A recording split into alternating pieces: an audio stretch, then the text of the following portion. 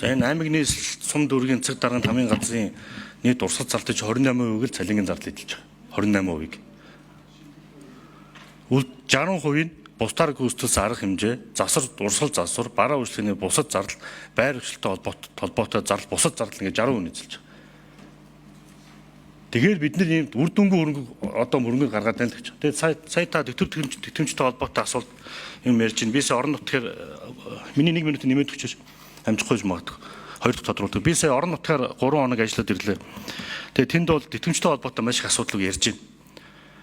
За тэгээд одоо ахмад насны тэтгэвртэй гарсан холбоотой тэтгэмжийг 2027 онд хувааж тавиулна гэхээр энэ өөрөө нэг талаас хүний эрхийн зөрчил болчихж байгаа юм байна.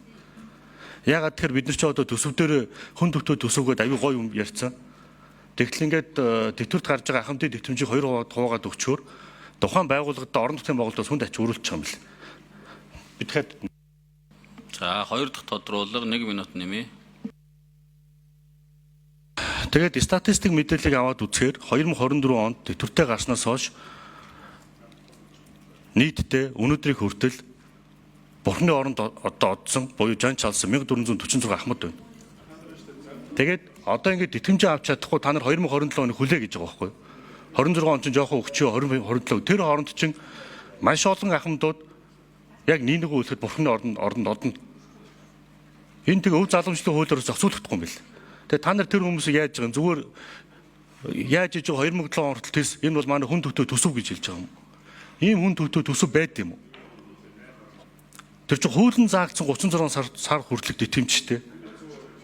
Энэ чинь өөр хүний эрхийн зөрчил байхгүй юу? Одоо энэ хүний эрхийн үндэсний комиссаас байна уу? Би асуумаар байгаа үндэсний эрхийн комиссаас. Энэ хүний эрхийн зөрчил мөн үү гэж.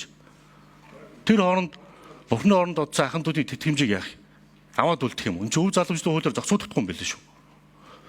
Тэгээ энэ дээр асуулт тавь саний. За Засгийн газрын хэрэглэх газрын дарга Монгол Улсын сайд Бямцгт дарга шижир гишүүний асуултанд нэмж хариулт өгье. За тэр сумын засгийн тамгын газрын байртай холбоотой асуудал. Шижир гишүүн бас маш сайн урсгал зардлыг задлж бас дотор нь ангилж үзсэн байна. Маш зөв. Цаашдаа яг ийм одоо тийм үү зардлын шинжилгээ хийж үр ашиггүй зардлаа бууруулах хаана юунаас болоод урсгал зардлаа дийлэхэ болчихоо гэдэг дээр бас нэг дүгнэлт хийх цаг болсон. Урсгал зардлын сумын засгийн тамгын газрын урсгал зардлын 30 орчим хувь нь цалин үлдсэн 70% нь одоо бусдаар гүйцэтгэх ажил үйлчлэгээ байр ашиглалтын зардал гэж байна.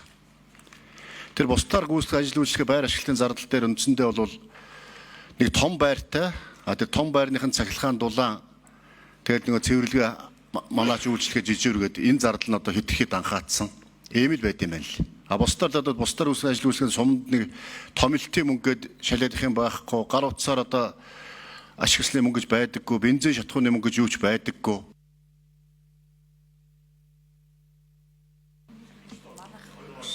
Хүний эрхийн үндэсний комисс манай эрхлэх асуудлын өрөөнд орохгүй. 8 номер микро нэмж хариулт өгье.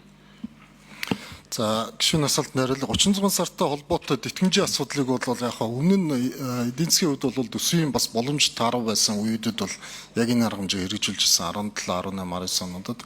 За тэгэхээр бол ямар одоо яг ийм нөхцөл байдалд өмнө нь ямар тохиолдол гарч ирсэн бэ гэхээр төрийн тусгай байгууллагуудын хувьд бол жаахан энэ хүндрэлтэй байт юм байлаа.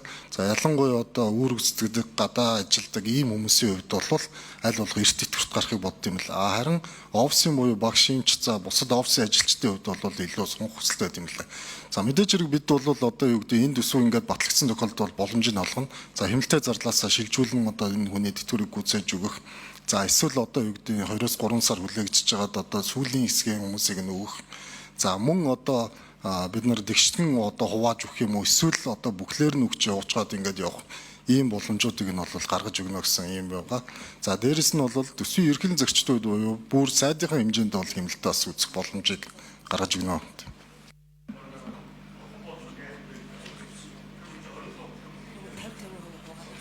За асуултанд дахиж дутуу байна гэж байна. Гүйцэж хариулъя. Нас орсон улсуудын асуудал ярьж байна. Ажлын хэсгийн 8 номер микрофон.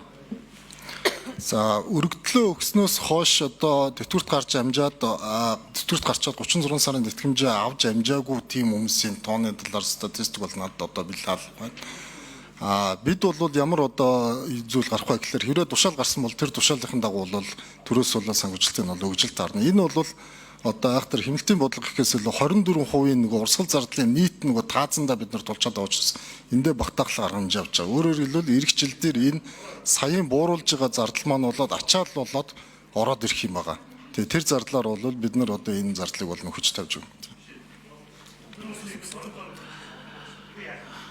26 онд тэтгэмжийнхаа 50% авсан хүн нас орчвол үлдсэн 50% дараа жил нь олгох юм уу гэж асуугаад байна шүү дээ Санжаа Дуржаа. Тэгсэн үү? Зөв. Харин тий. За ажлын хэсэг 8 нөр өгдөө. За авчлаарай. Тушаал гарсны дагуу бид нар одоо тэр мөнгийг нь бол тэгээ шилжүүлээл юм. Байгууллагаас бол тухайн хүн дээр бол тушаал гарна. Тэр тушаалын дагуу бол бид нар бол тэр санхүүжилтийг нь бол мөнгийг нь төсөөлөл тавина. За амьдрал боёг яаж магадгүй шүү дээ. Ойлголоо. Тийм учраас ер нь та бүхэн олгоно гэж ойлголоо. Зөв. Зөв. За